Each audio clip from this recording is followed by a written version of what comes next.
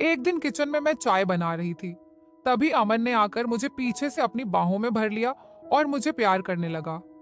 मैं भी उससे लिपट गई और फिर उसने मुझे मेरा नाम सलोनी है। मैं एक जवान और खूबसूरत औरत हूँ। मेरी उम्र 29 साल है। पति के चोट लगने के बाद मैं एकदम से अकेली पड़ गई। वो पूरा दिन एक कमरे में पड़े रहते थे। चलने फिरने में भी वह असमर्थ थे। एक दिन मैं घर में बैठी, तभी दरवाजे की घंटी बजी, तो दौड़कर मैंने दरवाजा खोला। सामने लगभग 202 साल का एक हैंडसम लड़का खड़ा था।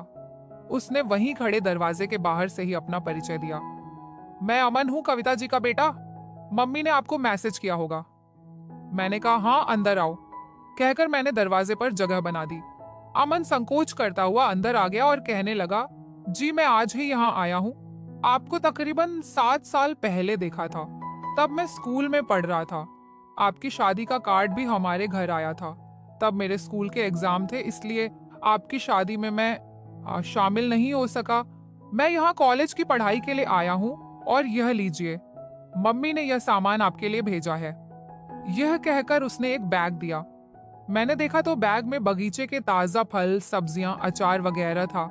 मैंने खुशी खुशी से थैंक यू बोलकर बैग ले लिया और उसको कहा कि जल्दी से नहा लो। नहाने के बाद चाय नाश्ता कर लो।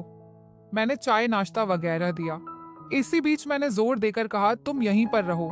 मैं तुम्हारी मम्मी को कह चुकी हूँ। तुम्हें अपनी पढ़ाई लिखाई पर सब कुछ तैयार मिल जाएगा। तुम अपनी पढ़ाई लिखाई पर ध्यान देना। अमन यह सुनकर बस एक बार में ही मान गया। मानो इस बात को सुनने के लिए वह बेचैन था। वह उठा और जल्दी से अपना सब सामान जो वह लाया था, बाहर बरामदे में रखा था, वह अंदर ले आया। पूरे दिन अमन अपना कमरा ठीक करता रहा। कुछ ही देर के बाद वह अपनापन महसूस करने लगा था, मगर उसका दिल यहाँ इतनी जल्दी लग जाएगा, वो यह किसी ने सोचा नहीं था। अगले दिन अमन को मैंने अपने पति से मिलवाया। अमन हैरान रह गया कि वह घर के सबसे पिछले कमरे में खामोश लेटे हुए हैं। फिर कहने लगा, कमाल है, कल दोपहर से रात तक इनकी आवाज तक सुनाई नहीं दी। मेरे पति सोचते रहे। मैंने उनकी सोच में बाधा डालते हुए कहा, दरअसल बात यह है कि यह दिन भर सोते रहते हैं और रात भर जगते हैं। मगर कल कुछ ऐसा हुआ कि दिन भर और रात भर सोते ही रहे। मैं अमन के आने से बहुत खुश थी। सुनसान घर में कुछ रौनक तो हो गई। अमन अब यहाँ पर पूरी तरह से सेट हो गया था। वह रोज कॉलेज जाता, कॉलेज से आता। कॉलेज से आने के बाद उसकी रूटीन के हिसाब से वह चलता और पढ़ाई भी मन लगाकर करता। एक दिन अमन किचन में आकर मेरा हाथ बटाने लगा, तो मैं हंसकर बोली, अभी तुम बच्चे हो, तुम्हारा काम है पढ़ना लिखना। जवाब में उसने कहा, पढ़ना तो मेरा काम जरूर है, मगर इतना भी बच्चा नहीं हूं। मैं पूरे 22 साल का हूं। मैंने चौंकते हुए उसे देखा। तो अमन कहने लगा, मैं कॉलेज में पढ़ता हूं, अब बच्चा नहीं रहा। यह सुनकर मैं चुप हो गई। एक दिन बातों बातों में अमन मुझसे पूछने लगा, आपके पति को क्या हुआ है? वो कमरे में अक्सर बंद क्यों रहते हैं? मैंने कहा, वो बिल्कुल फिट थे। पहले अच्छा खासा बिजनेस देख रहे थे। हमारा खुद का कारोबार था, उससे बहुत अच्छी आमदनी होती थी। हुआ ये कि पिछले साल ही एक बिजनेस मीटिंग के लिए वह बाहर जा रहे थे और पता नहीं कैसे उनकी गाड़ी का एक्सीडेंट हो गया और उस एक्सीडेंट में उन्हें बहुत सी चोटें आईं। मैंने सब इलाज कर लिया, लेकिन कोई फर्क नहीं पड़ा। कितने महीनों तक तो वह अस्पताल में ही एडमिट रहे। फिलहाल तो थरथराते हुए चल पाते हैं। 4 कदम चलने में भी पूरे 15 से 20 मिनट लग जाते हैं, इसलिए अपने कमरे में ही थोड़ा बहुत चलते हैं। हफ्ते में 3 दिन फिजियोथेरेपी करने वाला आता है।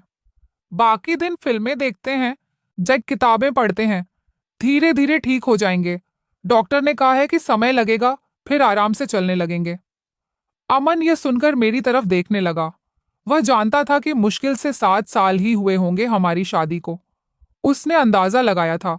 मैंने कहा, हाँ 7 साल हो रहे हैं, लेकिन मैं आपको बहुत पहले से जानता था। मतलब मैंने देखा था आपको हमारे घर आते जाते हुए। आप मम्मी के पास कुछ किताबें लेने आई थी ना? दी हाँ। तब तुम्हारी मम्मी मेरी मैथ्स की टीचर थी और उनको किताबें लौटाने आई थी। उसके बाद मैं दूसरे स्कूल में जाने लगी थी। ऐसे ही कुछ महीने बीत गए। अमन को हमारे यहाँ रहते 4 महीने हो गए थे, लेकिन यह साफ साफ समझ गया था कि हम दोनों की खामोश जिंदगी में फिजियोथेरेपिस्ट के अलावा वही है जो थोड़ा बहुत संगीत की सुरताल पैदा कर रहा था। अमन ने देखा कि बगीचे में काम करने वाले माली वगैरह भी एक बार आए थे, पर कभी कभी कोई बैंक वाला भी आता था। अमन आज बिल्कुल ही फ्री था, इसलिए वह गुनगुनाता हुआ किचन में आया और झट से मेरी दोनों आंखें बंद करके मेरे कान में मुंह लगाकर बोला, सलोनी, आज मैं कर दूंगा सारा काम। तुम इधर आओ और यहां बैठो इस जगह। और वह धीरे धीरे से मेरे मुलायम गीले और खुशबूदार बालों को सूंघता हुआ मुझे एक कुर्सी पर बैठाने लगा, लेकिन मैं उसको वहां बैठाकर खुद उसकी गोद में बैठ गई। हम दोनों कुछ पल ऐसे ही रहे, ना हिले डुले ना कुछ बोले, बस चुपचाप एक दूसरे को महसूस करते रहे। 5 मिनट बीते होंगे कि कहीं से कुछ खांसने की आवाज आई तो हम दोनों चौंक गए और घबरा कर मैंने अमन को अपने आप से तुरंत अलग किया। हालांकि अमन की इच्छा नहीं थी कि वह मुझसे अलग हो। अमन मन ही मन बीती दोपहर की उस मधुर घटना को अचानक याद करने लगा और उसके चेहरे पर एक शरारती मुस्कान आ गई और वह मेरे पास आया और धीरे से मेरे बगल में आकर काम करने लगा। मेरे अंदर जैसे बिजली सी दौड़ रही थी। मैं इतनी खुश थी, यह मेरा प्यासा मन ही जानता था, क्योंकि पति के एक्सीडेंट के बाद से मैं तरस गई थी इस प्यार को पाने के लिए। मगर अमन ने मेरा अधूरापन दूर कर दिया था। तब थे रेगिस्तान में वो इतनी बरसात होगी और इतनी शानदार होगी, मैंने सोचा नहीं था। जब भी मैं और अमन एक साथ होते तो पता नहीं हंस खांसने की आवाज कहाँ से आती, जैसे कोई हम पर नजर रख रहा हो। लेकिन घर में तो मेरे और अमन के और मेरे पति के अलावा कोई नहीं होता था। फिर आखिर यह आवाज आती कहाँ से? और अगली सुबह में एक कप चाय लेकर अमन को प्यार से देखी, वहां से निकली और पति के कमरे में गई। अमन चाय की चुस्कियां लेते हुए अपने लिए नाश्ता बना रहा था। उसने जानबूझकर 2 बार एक छोटी कटोरी फर्श पर गिराई, मगर मैं उसके इस इशारे को सुनकर भी उसके पास नहीं गई थी। पति की दोनों हथेलियों को सहलाती हुई मैं उनमें अमन को महसूस करती रहती और अपने आप से बोलती, प्यार हमारे जीवन में बिल्कुल इसी तरह आना चाहिए। फिर एक दिन किचन में मैं चाय बना रही थी, तभी अमन ने आकर मुझे पीछे से अपनी बाहों में भर लिया और मुझे प्यार करने लगा। मैं भी उससे लिपट गई और हम दोनों एक दूसरे में खो गए। तभी खांसने की आवाज आई। इस आवाज से अमन चौंक गया। हम दोनों एक दूसरे से अलग हुए। अमन के प्यार को पाकर मैं बहुत खुश थी। मैं अमन के यहाँ आने को कुदरत के किसी करिश्मे से कम नहीं मानती थी। अमन को यहाँ 1 साल पूरा होने वाला था और मैं अब खिलकर निखर सी गई थी। अब सुबह शाम और रात रात भर मेरा पूरा जीवन अमन आयट के साथ मस्ती से कट रहा था। कभी कभी मुझे लगता था कि यह सब गलत है, लेकिन फिर मैं सोचती थी कि प्यार करना कोई गुनाह तो नहीं। प्यार वैसे भी हो ही जाता है, चाहे कोई औरत शादीशुदा हो या ना हो, इसमें किसी की गलती नहीं होती। मुझे भी यही लगता था कि इसमें ना मेरी गलती है और ना ही अमन की। लेकिन फिर भी मैं अपने पति का अच्छा होने का इंतजार कर रही थी और मुझे उम्मीद थी कि एक ना एक दिन वह अच्छे जरूर होंगे और फिर से मैं अपनी गृहस्थी में बस जाऊंगी। खैर, सब ठीक ठाक ही चल रहा था, लेकिन मुझे आज तक यह पता नहीं चला आखिर वह खांसने की आवाज थी किसकी। पता नहीं कौन होता था जो चुपके से हमें देखा करता था।